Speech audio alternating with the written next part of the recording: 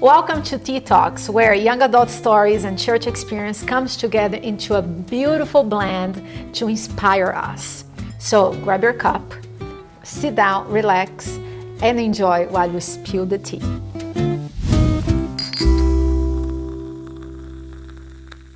With me today, I have my friend Daniel.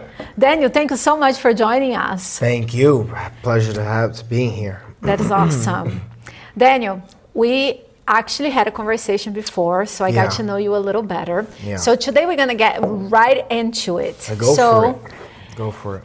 In this book called Growing Young, where they did a research to understand what the churches that are doing well, what are they doing? And one of the things that they mention is about practicing hospitality, how important it is to be best neighbors. So I'd like to ask you, what do you think? How important that is? I think that is the number one important thing, and I'll explain why. When it comes down to hospitality, I see somebody new at church, or even new anywhere. Could be at work, could be at church, could be public, restaurant, wherever.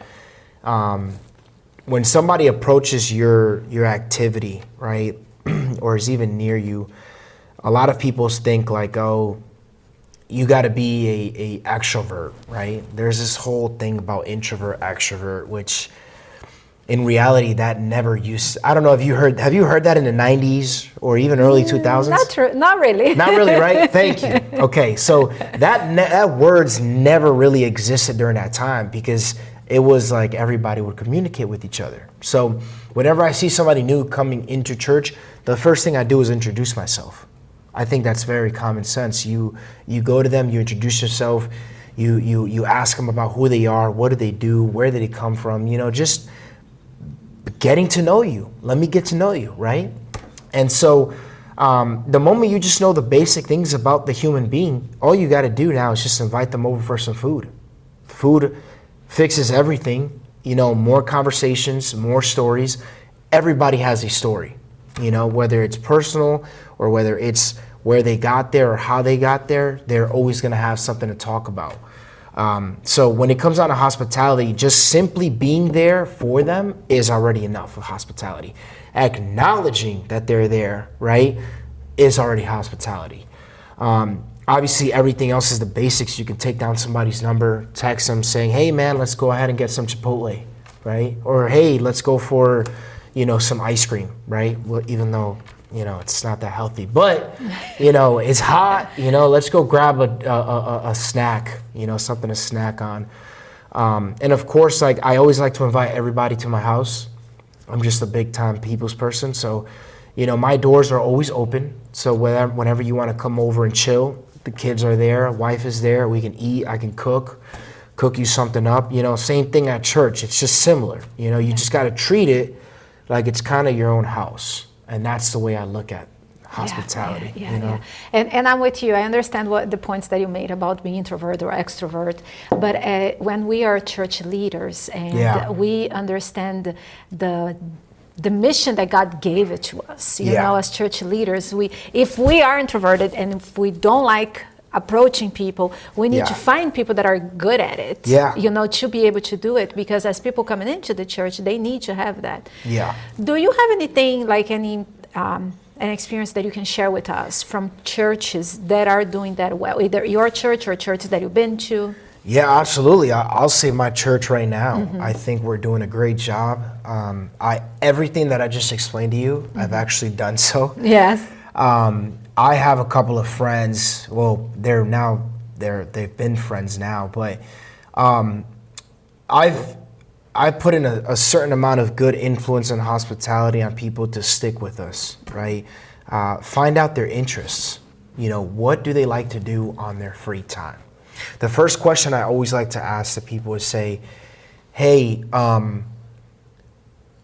what do you like to do? What are your hobbies? What are your passions? And what are your interests? Most of the time people are like, hey, what do you do for work? Your work doesn't define what you are or what you do. You know what I mean? It has a contribution to you making a certain amount of money for you to provide and you to survive. But you always want to find, because you can't do nothing with them. depending on what their job is, they have to work. They have a job, you have a role. So I think in our church, I always like, we like to ask, what do you like to do? What are your interests? What are your hobbies? And what are your passions? So for example, if you like to go get your nails done, hey, Chris, my wife loves getting her nails done. Let me go ahead and set you up with her because she goes alone sometimes. It would be nice to have a little girl talk, get your little pedicure and nails done, right? Who doesn't like something like that, right? So you find out what they like to do, right? For the guys, you like to watch football? Great. Sunday, come over to my house. We're going to have some food. We'll have some chips, some dips, and we'll watch the game. Who's your team? Who do you root for, right? So we do a great job by engaging in my church. I like to engage with a lot of young and older people. I don't care if you're 40, 50 years old. If you're going to act young like us, a lot of energy, great spirits, come over, right? Young people are attracted to doing high energy things, And so the moment you engage in interest, that's what they love to do. Yes. Like one big thing, I like to work out, right? Mm-hmm. So I'm going to work out with I literally only work out with people from my church. It's just what it is. And we've actually gotten people closer by that.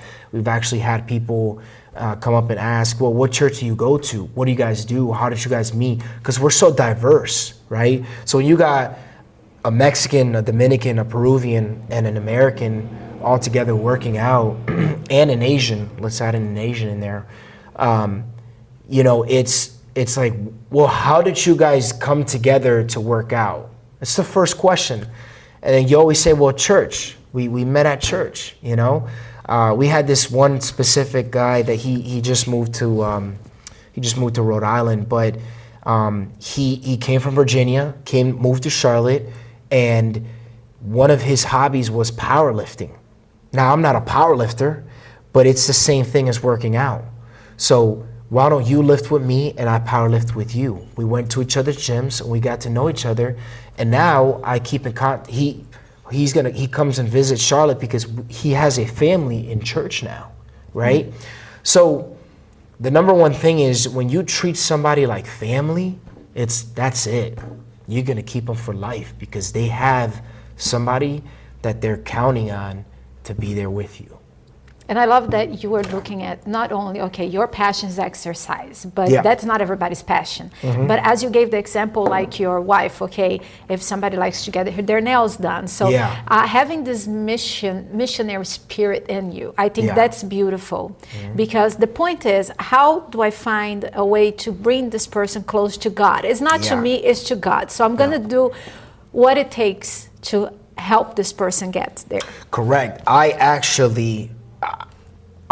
My expectations and standards are that if I don't have the same interests or hobbies or things like that, I expect my family, church family, to guide them, like you just said. So somebody's going to be there to have them feel included, mm-hmm. right, in different activities, and then of course have them talk. So, like you said, I'm more into health and fitness. Not everybody's about health and fitness. That's okay. We have people that are into a lot of different things. And that's the whole point of having a family. Got people from different countries, different backgrounds, different hobbies, different passions, different careers. You're going to fit in somewhere. God is going to place you somewhere in our church family where you're going to feel special no matter what. And that's the goal for our church. The next question I have for you, you pretty much already kind of gave an answer. Okay. But it's like now you can dream bigger, okay? Okay. How do you see your passion? Because from a previous conversation, you mentioned to me that your first passion is your family and your second is health. Yes. How do you see your second passion, health? Yeah. Being able to reach the community?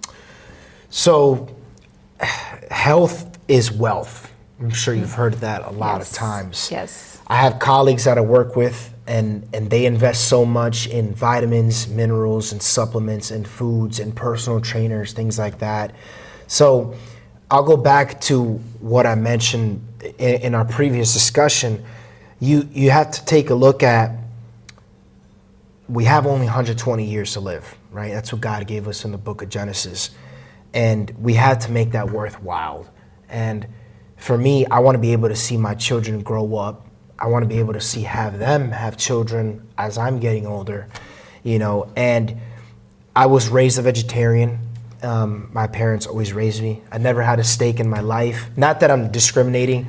Never had a steak in my life. Never had certain meat. Never had shrimp, things like that. But there's a lot of food alternatives out there that are so easy to get. A lot of fast food and all this stuff, and unfortunately, it doesn't do as well in our health. You know, here in the United States, the number one cause of death is diabetes and obesity and heart disease. And so I don't ever want to see somebody struggle with that. So what can I do to help you to better your health, right? You're struggling in there with something. I don't know what it is, but everybody struggles with the health matter, you know? And so if there are and not only that, it's going to make you feel better. It's going to make you gain confidence.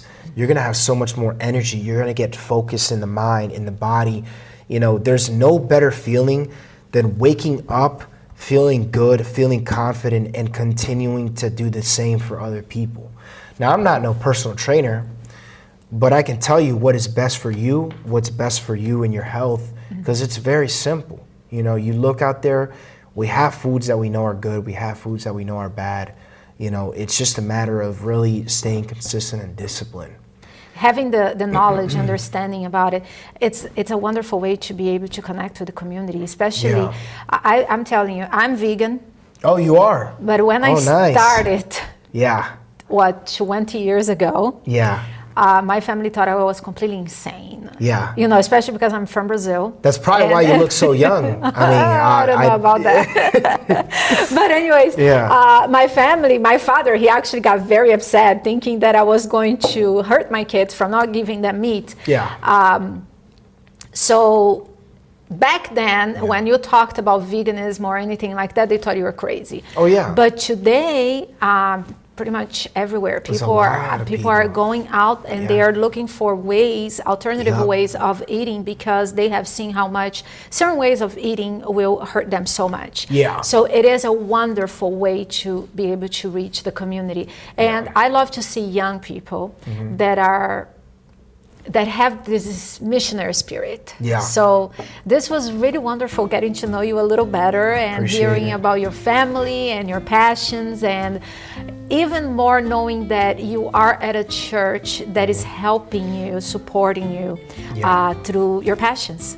So thank you so much for joining us. Thank you again. Appreciate it. It's been a pleasure. And thank you for joining Tea Talks.